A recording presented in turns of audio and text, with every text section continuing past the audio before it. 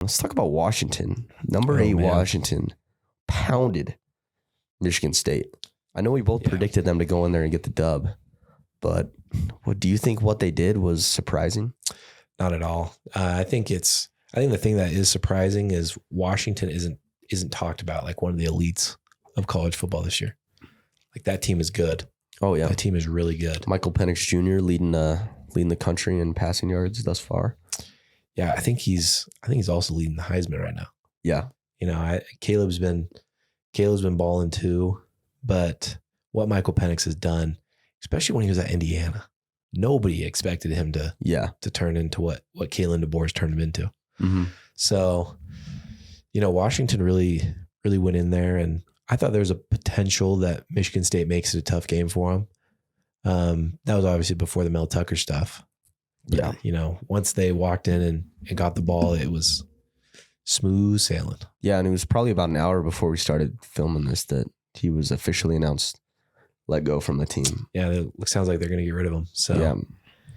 Which it's just such an unfortunate situation. You just got to think about the student athletes who obviously got recruited to play for him, went there to play for him. And it's just, I don't know. I feel like not a lot of people think about, the repercussions for the actual players when something like that happens. Well, yeah, there's so many people involved. Like, you feel for the victims, you feel for all the staff, the people that know them, because that's gotta be a little bit disappointing. Yeah. A guy that you think is a really good dude is, he's got some things that he's doing that isn't necessarily that great, but yeah, I think there's going to be a lot of implications about Michigan State. I think this turns into a really important hire for them. Yeah.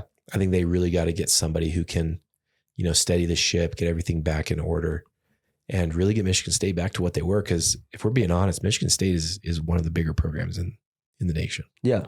So the fact that they have fallen off this far is it's concerning. Yeah, it is concerning. Sure. It's disappointing. And, we hope to see him back, jump back, bounce back. But do you think it'll be an internal hire? I'm assuming. That's a tough one. It really is a tough one. I think they will definitely give them the opportunity. I think there will be a lot of people that get the opportunity, but I think in a situation like this, it's almost kind of like you just got to clean house. Yeah. You got to get rid of all that bad kind of vibes. Yeah. That's in the program. Just kind of start fresh, bring in somebody new, have him hire their own new staff and kind of go from there. Yeah. Yeah. I can see that happening.